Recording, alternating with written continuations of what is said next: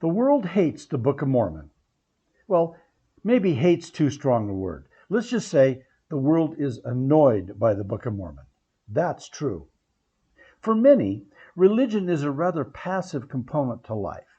Ask the man on the street, and you'll find that more people profess to belong to a religion than actually actively practice it. For the U.S., 69% of people profess some religious affiliation, yet only 30% actually attend church regularly. That's because, particularly among Christians, it's easy to claim to be a Christian without going to church. The ideals of Christianity can be practiced at home and at work and at play. They don't need weekly church attendance to do that. As a body, Christians are not particularly indoctrinated as to just what their specific Christian sects actually believe. The deeper doctrines, if there are any, are seldom examined. It's the idea of Christ and being good and honest and forgiving that are enough for many. And lastly, being a Christian is easy because they are seldom challenged as to any particular beliefs or doctrines. So into this mix is thrown the Book of Mormon, and it's annoying. It's not an idea or a doctrine or a teaching that can be accepted or rejected as the case may be. It's a real object, a book, and it came from somewhere. So it must be dealt with on an intellectual basis. Were it a book of philosophy or the musings of one claiming to be a prophet, it could be easily dismissed out of hands by the skeptic. But it isn't. It claims to be an authentic history of an ancient people and a book of scripture written by ancient prophets. So, for the world, this book must be rejected, because to do otherwise would be to acknowledge that it is authentic. And if it is authentic, then the person that presented it to us must also be authentic, an authentic prophet. And that's a threat to every Christian denomination in the world.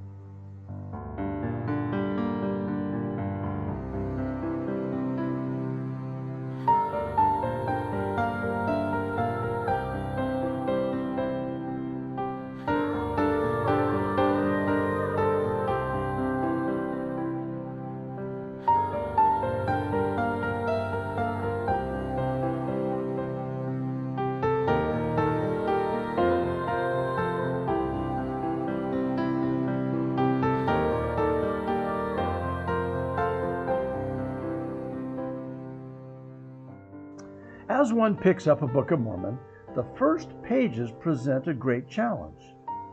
They recount a specific time and place in the world and give specific details about that place and time that are either true or fabricated. Instantly, the reader realizes that this is not philosophical ramblings, ideas that can be dismissed or debated depending upon the reader's particular beliefs. No, this is a very detailed history book, and it is presenting facts that, if true, should be able to be verified.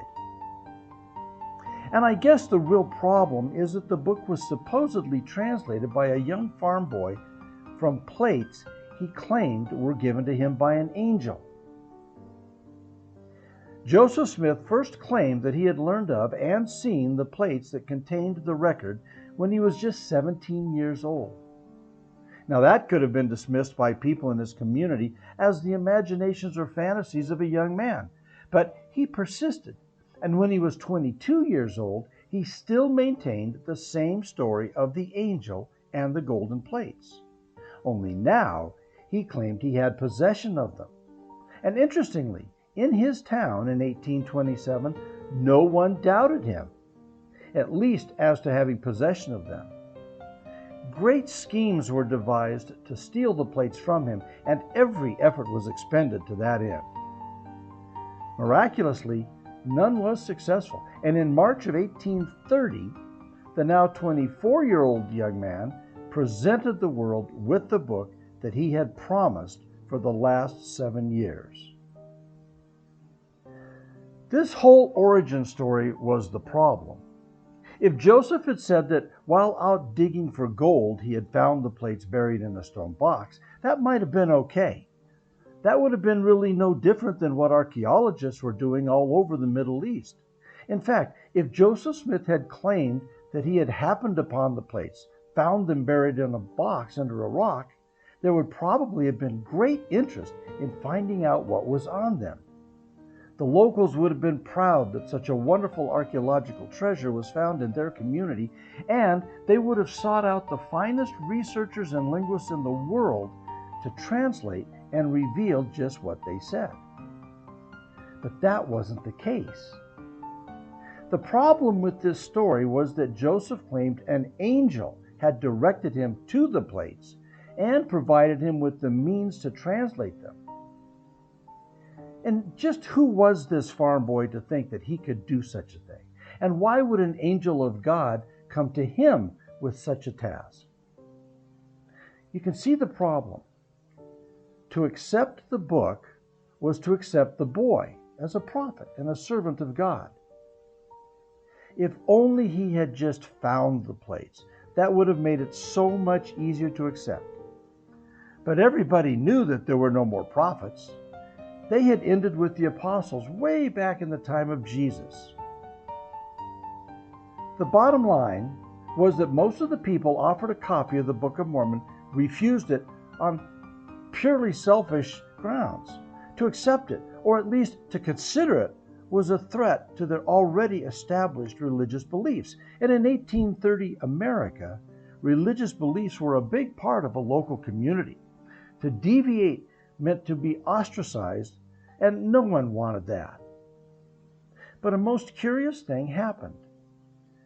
Those people who did take the time to actually read at least part of the Book of Mormon became quickly convinced of its authenticity.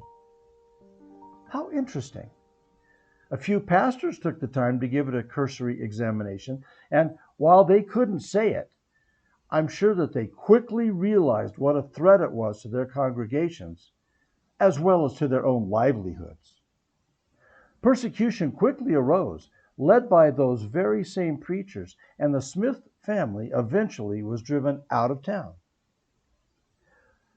Like the Bible, the book is a compendium of a number of books, 15 to be exact, and the first book, called the Book of 1st Nephi, is probably the most troublesome.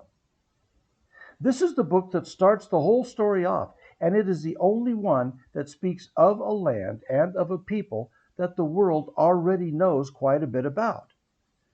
That would be the land of Judea, or Palestine, or Egypt, depending on how you view it. It begins in the city of Jerusalem, and it begins at a time that was probably the most dangerous time to that point the city had ever seen in its already 1,000-year history. The barbarians were truly at the gate. The Babylonian king Nebuchadnezzar had only just installed a puppet king by the name of Zedekiah, and he, Zedekiah, had unwisely turned against his boss almost as soon as he was installed. Nebuchadnezzar was understandably angry, and plans were already underway to rectify that situation. This was 600 BC, and it has been called by historians the pivotal year, or as the great author H.G. Wells put it, the year that changed everything. In the Bible, this is during the time of the book of Jeremiah, who was the king's prophet, as well as Ezekiel, also a prophet and the author of the book of Ezekiel. These men were in Jerusalem at the very same time as the Book of Mormon's first prophet, Lehi. In fact, Ezekiel, born in 622 BC, was almost exactly the same age as Lehi's son Nephi. And the book of 1st Nephi in the Book of Mormon addresses this time and this danger. On the first page we read, "For it came to pass in the commencement of the first year of the reign of Zedekiah, king of Judah, my father having dwelt at Jerusalem in all his days, and in that same year there came many prophets, prophesying unto the people that they must repent, or the great city of Jerusalem must be destroyed. I'm sure that Jeremiah and Ezekiel were two of those many prophets Nephi mentioned. So the Book of Mormon starts right off with a historical marker that can be verified. It tells us that this was 600 BC. But wait a minute. Historians of the day claimed that Zedekiah was installed in 598 BC. What about that? Is the Book of Mormon wrong right off the bat? Well, in Joseph's day, 598 BC was the year established by archaeologists and historians. But that date was established relying solely on biblical sources, specifically the books of Kings, Chronicles, and the book of Jeremiah. But those records did not provide any precise external reference points. It wasn't until the translations of the Babylonian Chronicle in the 20th century that firmly and clearly corrected and established the timeline, and now academic scholarship agrees with Joseph Smith's date of 600 BC as the year that Zedekiah was installed. Now, had he made up this story back in 1830, that would have been his first lucky guess. The main character of this book of 1 Nephi is, of course, Nephi, the son of Lehi. And Nephi says that his father, a prominent trader and businessman in Jerusalem, was called by God to be one of those many prophets.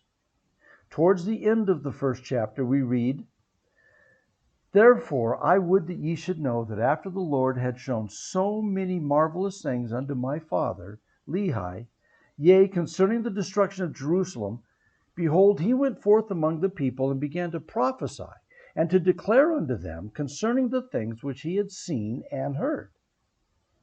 And it came to pass that the Jews did mock him because of the things which he did testify of them. For he truly testified of their wickedness and their abominations, and he testified of things which he saw and heard, and also the things which he plainly read in the book manifested plainly of the coming of a Messiah, and also the redemption of the world. And when the Jews heard these things, they were angry with him, yea, even as with the prophets of old whom they had cast out, and stoned, and slain. And they also sought his life, that they might take it away. But I, Nephi, will show unto you that the tender mercies of the Lord are over all those whom he hath chosen, because of their faith, to make them mighty even unto the power of deliverance."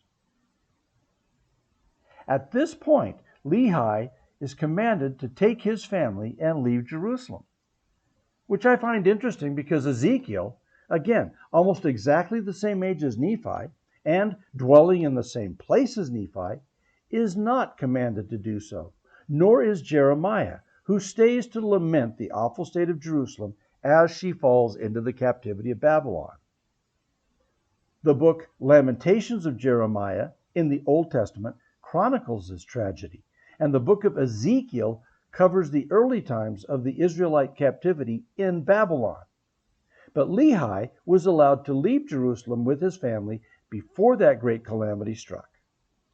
Nevertheless, the epic struggles that they faced in the desert was no less arduous than the fates of Jeremiah or Ezekiel under the hand of Nebuchadnezzar. And here is where we get into some really interesting stuff. The account of Lehi and his family's journey into the wilderness is extraordinary in its detail and imagery, and it is those details that we're going to look at today. Now let's step back just a moment. Many people think Joseph Smith made up the Book of Mormon and presented it fraudulently to the world as a true story. But there are actually some real significant differences between an accurate history and a fabricated one. A true historian would know that a history should be filled with as many details as possible, all of which lead credence to the overall story. They fill in the color and the setting in a way that lets the reader conjure images in their own mind as the story unfolds.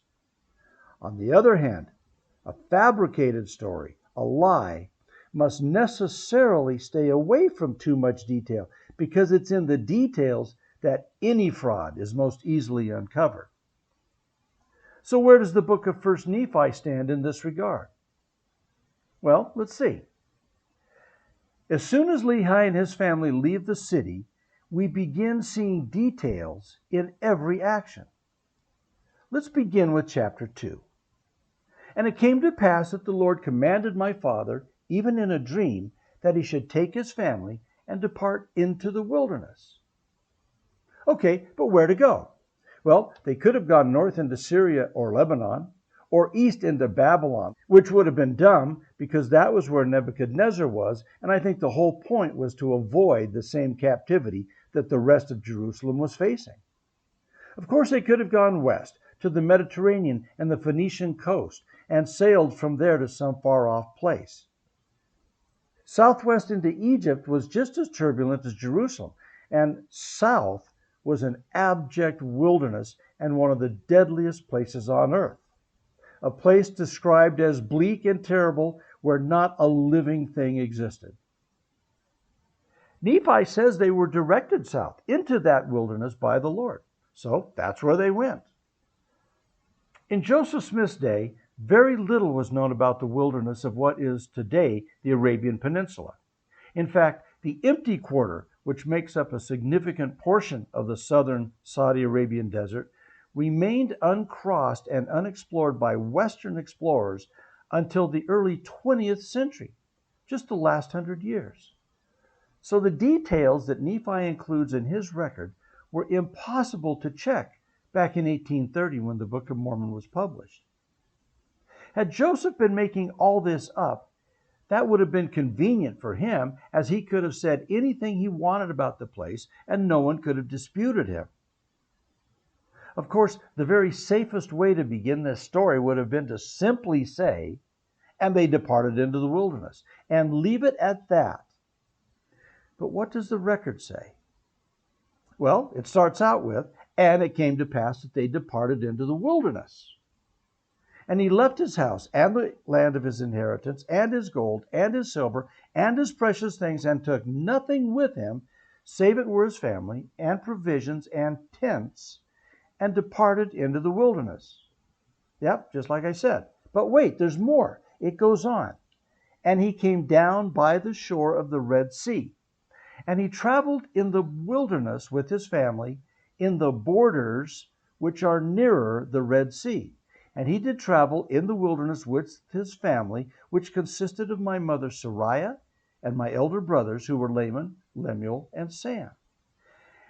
And it came to pass that when he had traveled 3 days in the wilderness, he pitched his tent in a valley by the side of a river of water. Now, right there in these last 2 verses, we get a lot of detail. We know they went south along the eastern shore of the Red Sea.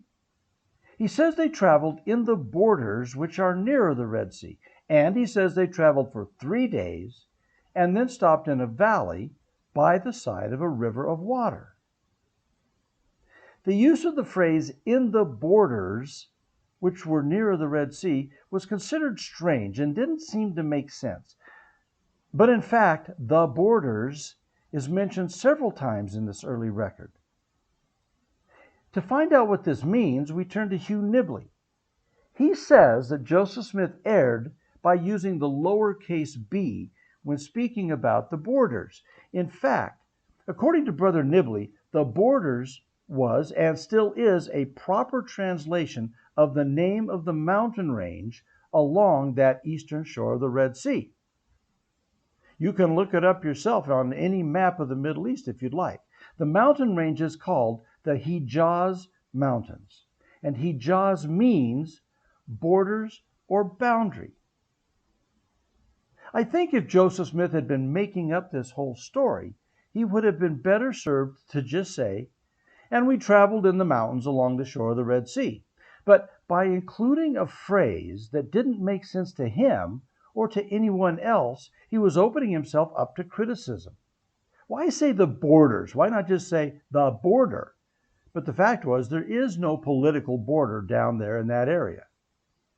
Still, the lens of time has proven him to be accurate in this description, with the discovery of the meaning of the word Hijaz, which is the name of those mountains. After a time, the family stopped. It says, once again, let's read it, "And it came to pass that when he had traveled 3 days in the wilderness, he pitched his tent in a valley by the side of a river of water. And it came to pass that he built an altar of stones, and made an offering to the Lord, and gave thanks to the Lord our God. And it came to pass that he called the name of the river Laman, and it emptied into the Red Sea. And the valley was in the borders near the mouth thereof." Now, early critics of the Book of Mormon zeroed in on this part of the story, and specifically on the river of water statement. Of course it would be a river of water. How silly. What else is there? Well, it turns out that the Arabian Peninsula is full of dry riverbeds called wadis. In fact, they are a primary travel route that Bedouins use to go from place to place. And in fact, water in a river in Arabia is a very rare thing. According to the Water Atlas of Saudi Arabia, published by the Ministry of Agriculture and Water in 1984, there was confirmed report of 0 instances of rivers with continuous flows. In other words, per that report, there were and are no rivers of continuous flow of water in the entire kingdom. Perhaps this is why Nephi specifically said a river of water. But was he wrong? Is this proof that Joseph Smith lied, that he made up this whole account? Well, let me tell you about one particular wadi. It's called Tayyib al-Izm, and it was discovered in 1995. That's just, 30 years ago right now? And it is now considered the only river of continuously running water in all of Saudi Arabia. Listen to the description of it that I found online. Wadi Tayyib al-Izm is a breathtaking valley, renowned for its rugged and serene ambiance. Tayyib al-Izm is one of the magical wonders of Saudi Arabia. In light of the scarcity of water on the peninsula, it seems only appropriate that Nephi would have felt compelled to make note of the river being one of water and not dry. But it's not something that Joseph Smith would have necessarily mentioned if he were making up the story. The assumption would have been they stopped by a river just like anybody else would. Additionally, Nephi made a point of saying that they had traveled 3 days before they stopped. So, where is this Wadi Tayyib al-Izm? Well, it turns out it's approximately 3 days by foot from Jerusalem. Isn't that amazing? Now, the scriptures I just read said that Lehi built an altar. And after that, we get the shortest verse in the entire Book of Mormon. It is, "And my father dwelt in a tent." Well, of course he and all of them dwelt in tents. They said that they only took provisions in tents as they set off for the wilderness. So why would Nephi make a point of saying that his father dwelt in a tent? That was obvious. Now, this one took longer to figure out. In Meridian magazine, the author Bradley Kramer posted an excerpt from his book entitled "Gathered in One: How the Book of Mormon Counters Anti-Semitism in the New Testament." In that excerpt, which he called "The Jewish Holiday You Didn't Notice in the Opening Chapters of the Book of Mormon," he says, "Such an emphasis on Lehi's tent may mystify some readers.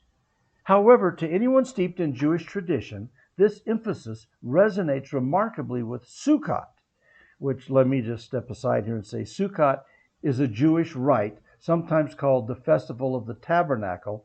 It's one of the 3 great pilgrimage rites and is still observed today. Getting back to Kramer, Sukkot, after all, occurs 5 days after Yom Kippur, and dwelling in temporary shelters, such as tents, is central to how it is celebrated. The name Sukkot, which I've written here as Sukkot, also spelled Succot or even Succoth, refers to the temporary dwelling places used by the children of Israel in the desert during the 40-year period of wandering following the exodus of Egypt. During this festival, traditionally observant Jews construct makeshift huts or booths and live in them for a week. The departure of Lehi and his family from Jerusalem was certainly a similitude of the flight of Israel out of Egypt, and I think it would have been more than appropriate for him to observe this pilgrimage festival. The record in 1 Nephi also indicates that Lehi held court in his tent, with each of his sons visiting him in it and receiving blessings from him during that time. Now, I can't speak with any authority here, but it seems highly unlikely to me that young Joseph Smith had any knowledge of this obscure rite as he translated the plates. And if he had been fabricating his own story, as his detractors claim, and if he did indeed have a knowledge of this Sukkot, don't you think he would have made a bigger deal about it to the reader? Authors are egotistical by nature, and I'm sure that he would have been proud of his intellectual superiority here. Instead, though, we get the shortest verse in the entire book. And my father dwelt in a tent. One time I was giving a lecture about a book I had written on the biblical scriptures in the Book of Mormon, the Isaiah text. And afterwards, one of the people in the audience raised their hand and said to me, "Do you think we know more about the Book of Mormon than Joseph Smith did?" I'd never had a question take me back like that one had, and I had to think about it for a minute. But you know what? We do know more about the Book of Mormon than Joseph Smith did. We know about Sukkot, for example. Joseph Smith had no idea. Joseph Smith was not creating this book, he was translating it, and it said things that he didn't understand. It said things in it that he and the other brethren of the early church spent months or even years studying and learning about. And Joseph Smith did become a very well-educated person by the time of his death in 1844. He could speak Hebrew by then, as well as German and some other languages. But the fact is that as he was translating words and stories and accounts that he didn't understand. At the end of this presentation, I'm going to tell you another, what I consider a cute story about Joseph and the translation. But for now, let's just continue on with this thought. I just love how subtle this account of the observance of this rite was. It's recorded not as something that the author would include, but rather as a mere mention of something that was obviously common to the family and about which Nephi would think to make no particular mention, except to say that they stopped their journey in this beautiful place so that his father could build an altar and give thanks to the Lord for sparing them and getting them out of Jerusalem before the great tragedy that was about to strike. Now you see, that smacks of authenticity to me. Make no mistake, all of the boys, Nephi included, had been very unhappy about leaving Jerusalem. This is not really so hard to believe. You have teenage boys being torn from their friends and their possessions in a big, interesting city, the only city they've ever known. They're in a wealthy family and they have stuff, and they're asked to drop everything, leave everything, and never see it or enjoy it again for the rest of their lives. And instead of the relative luxury they enjoyed as the sons of a wealthy businessman, with gold and silver and other worldly treasures, they're headed out into the desert, never to return.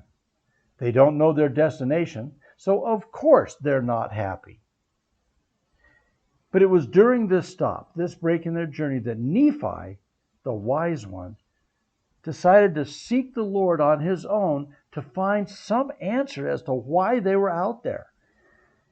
And we read in 1 Nephi 2, verse 16, the very next verse, "And it came to pass that I, Nephi, being exceedingly young, nevertheless being large in stature, and also having great desires to know the mysteries of God. Wherefore I did cry unto the Lord, and behold, he did visit me, and did soften my heart, that I did believe all the words which had been spoken by my father. Wherefore I did not rebel against him like unto my brothers. From this we can gather that before this visit from the Lord, Nephi did have hard feelings like his brothers.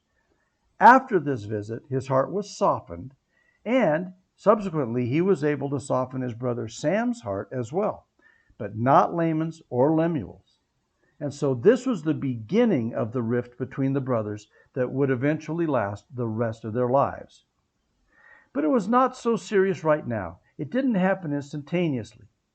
The older brothers, though unhappy, were still somewhat obedient to their father, and while still in his tent for the Sukkot observance, he sent all 4 of the boys back to Jerusalem to visit their relative Laban and acquire the brass plates. As you know, the effort to get the brass plates took 3 attempts and ended only when Nephi took the extraordinary step of cutting off Laban's head. There is no indication that Nephi was the sort who would resort to such an action this severe, but the record says that he had to be directed by an angel to do so. Now, upon their return to the family in the valley by the river, the boys were then sent back to Jerusalem one more time, this time to bring Ishmael and his family, primarily his daughters, I think, back with them so that they could have wives and so that there would be posterity, children to carry on the lineage once they were established wherever it was they were going. All of this action takes up chapters 3 and 4 of 1 Nephi, and when the boys return, Lehi then shares with them the vision that has come to be known in the Book of Mormon as the vision of the tree of life. And after that, he tells them of the things that are going to happen to Jerusalem, including the Babylonian captivity. Now, one would think that this would have placated the older brothers and settled them down a bit, but I don't think they believed him. They remained angry, only now they had the support of the sons of Ishmael and their families, who also were not happy with leaving Jerusalem. But it seems that after Lehi had observed that prescribed week of Sukkot, that he decided to remain there for a little bit longer, as if this were his holy place and a place of revelation. I say this because we're now in chapter 9, and Ishmael and his family have gathered their things and joined the group in the valley by the river, and all of that must have taken more than a week to accomplish. It would have taken just a week to get to Jerusalem and get back. In any event, 1 Nephi 9 verse 1 says, "All of these things did my father see and hear and speak, as he dwelt in a tent in the valley of Lemuel, and also a great many more things which cannot be written upon these plates." So it seems that he must have stayed in that tent for quite a while. Now, throughout this record, we are given great detail that would not normally be a part of an account of a trek through the wilderness. For example, I think any author fabricating this story would have taken the time to map out his story first and had most of the elements all lined up to present in an orderly fashion. And yet, in 1 Nephi, the inclusion of Ishmael and his family almost seems like an afterthought. They have to go back to get him. Now, the captivity and removal into Babylon did not happen overnight. There was some time that elapsed from the time Lehi was commanded to leave Jerusalem and when all of that happened. One would think that Lehi could have taken some time to prepare, to get his house in order, so to speak. I would have expected that he could have planned ahead and worked out some agreement with Laban for the brass plates prior to his departure, and perhaps also convinced Ishmael to go with him as well, so that there would be daughters for his boys.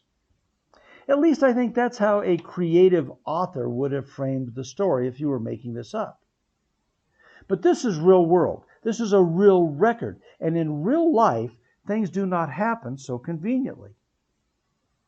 We do not know how Lehi's flight out of Jerusalem started, but way back in chapter 1 it said that, quote, "When the Jews heard these things, they were angry with him and sought his life that they might take it away.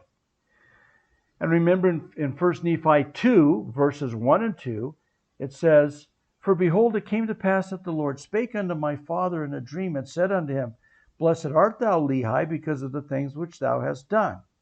And because thou hast been faithful, and declared unto this people the things which I commanded thee, behold, they seek to take away thy life.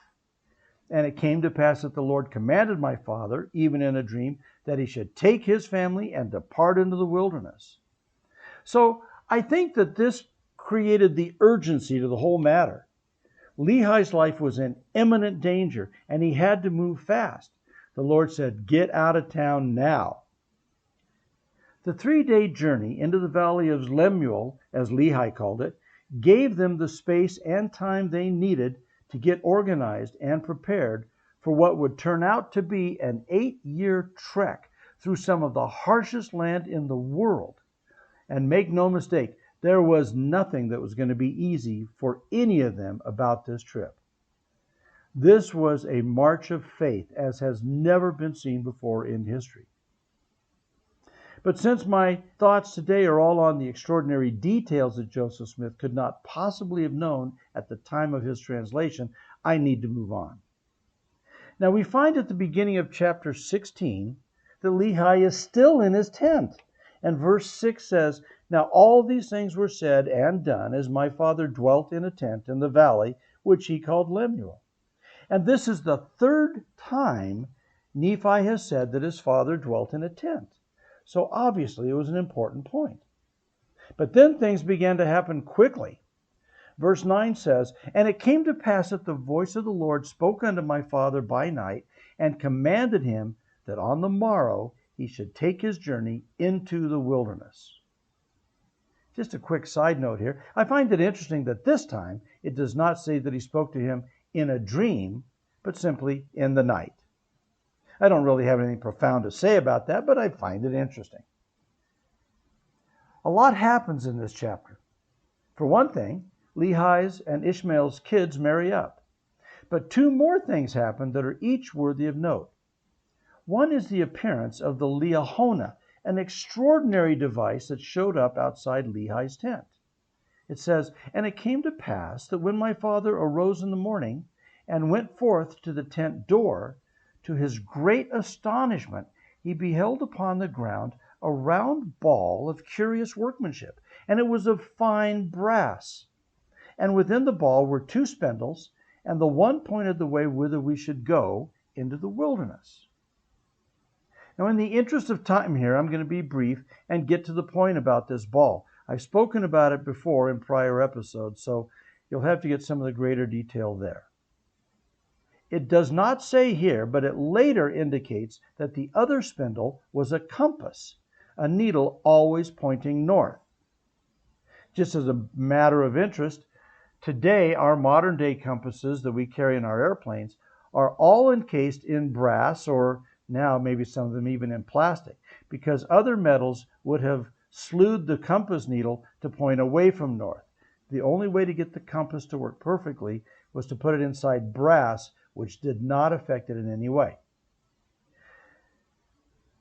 The fact that this one needle pointed north and the other needle pointed the way they should go provided a way that they could know and keep record of their journey and know the direction of their travel. In Lehi's day, this was a magical device, but amazingly, today it's one of the primary navigational devices found on every jet aircraft in the world. The compass needle has now been replaced with a round compass card showing all the points of the compass. But the other needle is the one that points our course across the skies and gives us our bearing relative to magnetic north, which is what the 2 spindles were doing for Lehi back in the desert. We call this instrument in its basic form an HSI, or horizontal situation indicator, and in its fancier form, it's an MFD, or a multifunction display, that also has other information displayed on it, which is also one of the elements to the Liahona that Lehi found, where it says that writing appeared from time to time, giving them instructions. But it was this ability of the Liahona to both show the way and to point north at the same time that allowed Nephi to say in chapter 17, after the death of Ishmael and their time of mourning, that they did, quote, travel nearly eastward from that time forth. Not eastward, but nearly eastward. They knew the relative bearing of their journey by comparing the compass needle with the needle pointing the way they should go. And speaking of the death of Ishmael, this was another extraordinary thing. Here again we have a detail that no mendacious author would dare put in the book. Nephi says in chapter 16, verse 34, "And it came to pass that Ishmael died and was buried in a place called Naham." Now Nephi could have just as easily said, "And as we traveled through the desert, Ishmael died and was buried along the way." After all, they're traveling in a wilderness, supposedly, and so there would have been no reason to think that there was a place with a name on it where he was buried. But Nephi was clear. They buried him in a place called Naham. And notice that he said, in a place. Back in the valley of Lemuel, Nephi is clear to say, "And my father called the valley Lemuel." That was a place they named themselves. But here they came to a place that already existed and had a name. We'll see this same thing a few more times in this account. The settlement of Naham, little village, who knows how big it was unknown to the world in Joseph Smith's time. It did not appear on any map, nor was it known even by any locals of that area of the Arabian Peninsula. I guess I should stop here and mention that in Joseph's day, scholars scoffed at the idea that Lehi and his family would have traveled south into the most forbidding land of the known world. Much wiser would have been to travel north and west up the Phoenician coast, where there were materials and craftsmen who could help build them a seaworthy boat. The description of the land of the south, as found in the few books of that day that even mentioned the area, described the land as, quote, a barren and uncultivated waste. And it can be fairly said that if Joseph had been somehow an ardent investigator and found those books, the more he would have found about the land south, the less he would have been inclined to send Lehi that way. It would have seemed a foolhardy and futile attempt. But what was unknown in Joseph Smith's day by everyone in the world is that Lehi was following a long-forgotten trade route, once called the Frankincense Trail. This trade route, used extensively from 1000 BC, well before Lehi, to 700 AD, was lost to the world after that and not rediscovered until 1997. Lehi would have known about it, and it was apparently still active during his journey. This would explain why they had to be careful about having open fires for their food, as indicated in 1 Nephi. There would have been bandits along the way, and the only reason there would have been bandits is if there had been some sort of commerce going on in the area. It's so amazing to me how every little detail fits in the Book of Mormon, if you dig deep enough. Anyway, back to Naham. Nephi indicated that Naham was a pre-existing place where Ishmael died, but this too, like the trail itself, had long been lost and forgotten. With the discovery of the Frankincense Trail in 1997, researchers began to explore that route, and guess what they found? In an obscure valley in the southern part of the mountains along that trail, they found the ruins of a small settlement, and in those ruins they found an altar, and on the altar was inscribed the name Naham. Even more startling, the trail they had been following had been running down along the mountains, following the general direction of the Red Sea coastline until that settlement, and from that point on, it turned more eastward and out across the empty quarter until reaching the coast somewhere around modern-day Yemen and Oman. And what does 1 Nephi say? In chapter 17:1, it says, speaking of after they had buried Ishmael and mourned him appropriately, "And it came to pass that we did again take our journey in the wilderness, and we did travel nearly eastward from that time forth. What another interesting detail. He could have just said, we continued our journey in the wilderness, but no, we did travel nearly eastward from that time forth. It was important to Nephi to include that in his record.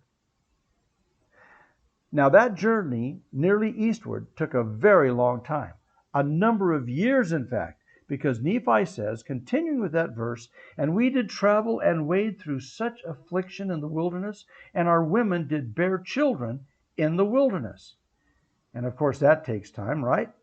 And then a few verses later, he says, and we did sojourn for the space of many years, yea, even 8 years in the wilderness. And we did come to a land which we called bountiful, because of its much fruit, and also wild honey. And all these things were prepared of the Lord, that we might not perish. And we beheld a sea, which we called Iriantum, which, being interpreted, is many waters. Now, this is another detail here that I think any fraudulent author would have missed. It's in the names here. Obviously, we all know what bountiful means, but when it comes to the sea they beheld, they called it Iriantum, a strange word, and Nephi feels compelled to tell us what it means. He says, and we beheld a sea which we called Iriantum, which, being interpreted, is many waters. He uses a word which they obviously did not make up, but which was apparently not a Nephite word. They thought it was an appropriate name for the place, however, so Nephi gives us the interpretation. But where did that word come from? As I read 1 Nephi 17, verse 5, it's clear to me that Nephi borrowed the word from some other language with which he had become familiar. When he says, which being interpreted is many waters, he's telling us that this was not one of their own words. He used the word, but knew that whoever read his record would not be familiar with that word, so he provided the translation. More recently, research has been done on this name, and the findings are remarkable. It turns out that there are 6 words in the small plates of Nephi's record that are presented with an interpretation. Why Nephi felt compelled to do this is of some interest and the subject of much of that research. Now, I don't want to bog you down here because, again, I've spoken of this in a previous episode, but there are some details and interesting bits that I feel appropriate to share here. Much of this work was conducted by a man named Paul Hoskinson and his colleagues Brian Haglund and John G. And here's part of what they said. Why would Nephi include both the name and its translation on the plates? We can reasonably assume that Nephi believed that his audience would be able to read the script and the language in which the small plates were composed. If the name Iriantum is Nephite, Nephi would not have needed to supply a translation. He would have expected his Nephite readers to understand the translator of his record to provide either the translation, as with bountiful, or the transliteration, as with Nahum. The only rational reason for Nephi to include both the transliteration and the translation is that he did not expect his audience to immediately grasp the meaning of Iriantum, because it was not a readily recognizable Nephite word. During the 8 years that Lehi and his family traveled in the wilderness toward the land bountiful, they either could have picked up enough of other local languages to coin exotic place names, or they could have borrowed non-Nephite place names from local people, which is evidently the case with the place name Nahum. Such a language could be ancient South Semitic, which was used in the general area through which Lehi and his family traveled during their 8-year journey. To sum up, if Iriantum is a South Semitic name, it could be composed of Ire, An, plus Tum. These 3 words would form a 2-noun construct chain that would mean something similar to watering of completeness or watering of superabundance, a meaning that is compatible with the translation many waters. Stepping back just a bit, how amazing is it that in 1830, when the Book of Mormon was presented to the world, Joseph Smith included a word in the translation without any help or support from academia, and yet years later, when such research was undertaken, the results would bear him out. Was that just another lucky guess? I think not. It's easy, when reading the account of Lehi's journey through the desert, to think that they traveled in complete isolation, never encountering any other souls. But there's really no reason to think that. Now that we know that the frankincense trail was a relatively well-traveled route, it's more reasonable to think that they encountered others along the way. Keep in mind that they traveled for a number of years. It's unreasonable to think that they took 8 years of provisions with them when they left Jerusalem. And we know that Ishmael died and was buried in an already established village called Nahum. There must have been people there. It's so amazing to me that we even find words like these in the Book of Mormon. Now let me share one last bit with you, and it's about this land Bountiful that the family finally arrives at after years of travel through the empty quarter. Remember, Nephi said back in chapter 17, verse 5, that the land had much fruit and wild honey.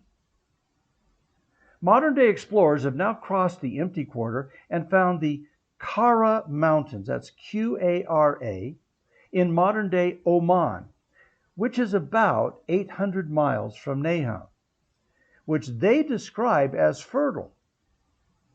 They describe the place as, and listen to this, the only spot, actually about 20 miles long, but the only spot on the entire 1,400-mile southern coast of the Arabian Peninsula that has such characteristics. An area now known as Salalah is described exactly in the Book of Mormon. Eugene England says that this small, unique spot is favored 6 months of the year by southwest monsoon winds, which cloaked the mountains nearby in midst and produced the anciently precious frankincense, which brought the caravan trail there in the first place, and also produced flowers, honeybees, fruit, and huge sycamore figs. The trees that were there were first described for Western man by Thomas and Tysinger, 2 British explorers who spent many years on the Arabian Peninsula. And they said, speaking of those trees there, these trees produce long timbers of strong hardwood, remarkably free from knots and resistant to seawater, and today used to make ocean-going dhows. The dhows are a common Egyptian style of boat. Their description goes on to explain about the winds that were perfect for sailing ships out to sea, and also mentions 100-foot cliffs on the west side that would have been a place where Nephi's brothers could have pitched him into the depths of the sea, as was indicated was their desire in verse 48 of chapter 17. For the many skeptics and enemies of Joseph Smith, the Book of Mormon was actually a disappointment. It was not filled with silly and fanciful stories that could be easily exposed as fake, which they assumed it would be. It appeared to be a coherent, basically chronological account of some people who left Jerusalem during a particularly turbulent time in its history, and who traveled in and dwelt in the desert for some years before building a boat and traveling to the American continents, where a civilization flourished and then perished 1,000 years later. Faced with this disappointment, the detractors of the church were left with only one option: either dismiss the book out of principle with the argument that the Bible was and could be the only Word of God, an argument actually foretold in the Book of Mormon itself, or they could pick apart tiny individual elements contained in the book that they, not experts themselves, felt were false. In this, they erred. It turns out that the Book of Mormon was not unique in the things it said. It was just the first to say them. Of many documents that have come forth in the ensuing 195 years, pulling back the veil that has hidden Egyptian history for 1,000 years, the things that they reveal to an extraordinary degree support the cultural, religious, geographical, and even political claims made or implied first in the Book of Mormon. Emma Smith told this story about her experience working as Joseph Smith's scribe. You remember I mentioned that we know more about the Book of Mormon than Joseph Smith did. Here's an evidence of that. She says, it was very early in the translation, and they were translating 1 Nephi chapter 4, verse 4, which goes like this quote. Now when I had spoken these words, they were yet wrath, and still continued to murmur. Nevertheless, they did follow me up until we came without the walls of Jerusalem. After dictating this verse, Emma says Joseph stopped, white as a sheet, and asked, Emma, does Jerusalem have a wall around it? She replied, indeed it did. Joseph said, oh, thank heavens, I thought I had erred. I share this story simply to illustrate that Joseph was not educated as to things of Jerusalem or of the Middle East.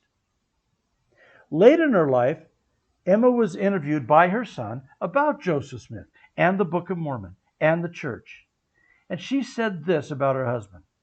I think it's very enlightening on the nature of this man. She said, and remember, she still loved him and thought fondly of him, but she said, Joseph Smith could neither write nor dictate a coherent and well-worded letter, let alone dictating a book like the Book of Mormon. And though I was an active participant in the scenes that transpired, and was present during the translation of the plates, and had cognizance of things as they transpired, it is marvelous to me, a marvel and a wonder so much as to anyone else. And she also told this story, which I think is amazing about the translation. She said, my belief is that the Book of Mormon is of divine authenticity. I have not the slightest doubt of it. I'm satisfied that no man could have dictated the writing of the manuscripts unless he was inspired.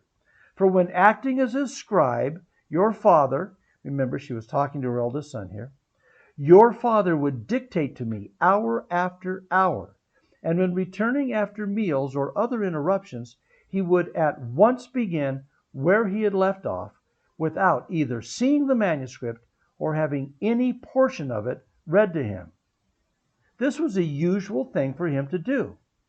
It would have been improbable that a learned man could do this, and for one so ignorant and unlearned as he was, it was simply impossible. I just don't accept that Joseph Smith could have fabricated such a richly detailed account as we find in 1 Nephi of Lehi's journey through the wilderness. I have presented only few of the more than 20 specific details that are included in that account. But any rational student would have to admit that it would have been impossible to create such a rich fiction and let it stand the test of almost 200 years of scrutiny. As far as I'm concerned, the Book of Mormon has withstood that scrutiny well and only become more soundly based in fact as the research has come in. And I'm sure that with more research, even more claims will be supported by the facts. My testimony of the Book of Mormon is founded in the witness of the Holy Ghost as promised in Moroni 10, 3-5. But I acknowledge that we can always strengthen our testimonies through study and pondering and prayer. And I will tell you that my study and pondering and prayer about the Book of Mormon has only strengthened my testimony of it. And I sure hope that these episodes have helped you strengthen your testimony as well.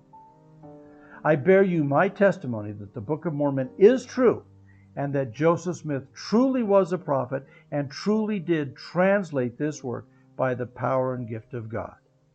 And I say this in the name of Jesus Christ. Amen. I'm Mark Swent. Thank you for listening.